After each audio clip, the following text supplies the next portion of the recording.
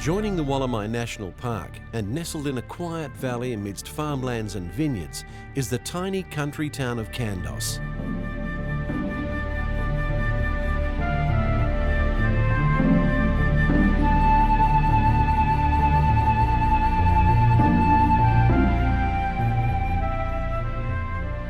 In 1814, the Blue Mountains were crossed and the area to the west of the Divide was opened up to white settlement. But it took the rail line into Rylstone to put Kandos on the map.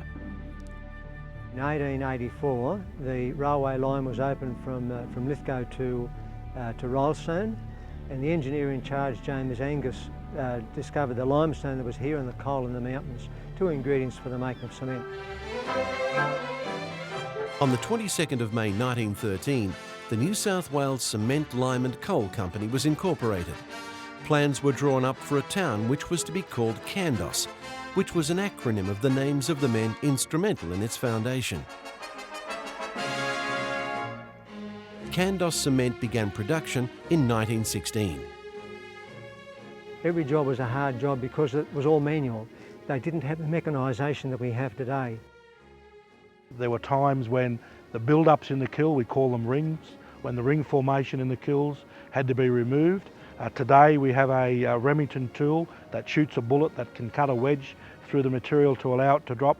Those days the guys had to push huge long bars, 10 or 12 guys on these bars, backwards and forwards, trying to bar the material to form a wedge so that it'd actually fall into the kiln.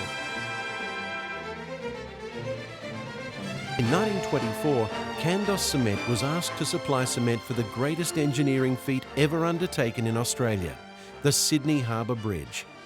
Dr. Bradfield asked Kandos Cement to produce a special high-strength cement.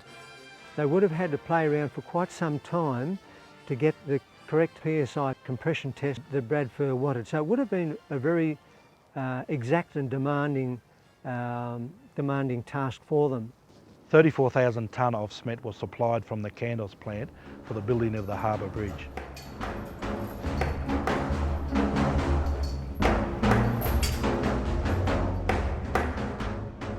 The cement was packed in Hessian bags at Kandos. That would have been very hard, arduous work. The bags were very heavy and had to be loaded manually onto the rail wagons. The journey to Kandos, from Kandos to Sydney, is 250 kilometres, and in those days would have been by steam train, up and down through the Blue Mountains, and would have taken the best part of a day.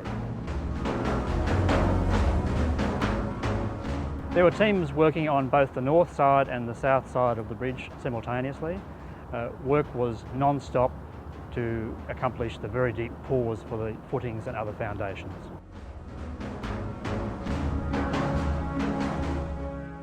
People are familiar with the large granite pylons at the northern and southern ends of the bridge. What most don't realise is that underneath that granite is concrete made from Kandos cement. The entire bridge rests on these concrete footings. Without the concrete footing, there'd be no bridge. The concrete is really the heart of the bridge, the essence of the bridge. The whole of the bridge is based on the concrete that holds up the big hinges, that holds up the Sydney Harbour Bridge. In 75 years, a lot has changed, but the Sydney Harbour Bridge stands as a reminder of Sydney's past and an enduring monument to the people who worked on it. As Kandos Cement celebrates 90 years of operations, it is proud to have been part of the bridge's history. The plant's been here 90 years, Kandos has grown up around the plant.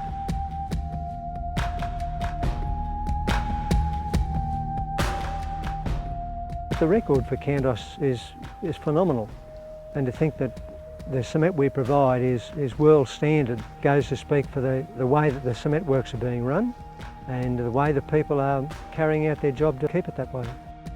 Dr. Bradfield asked Kandos Cement to produce a special high-strength cement for the concrete. 75 years on, the concrete is as good as the day it was poured. No replacement has ever been needed.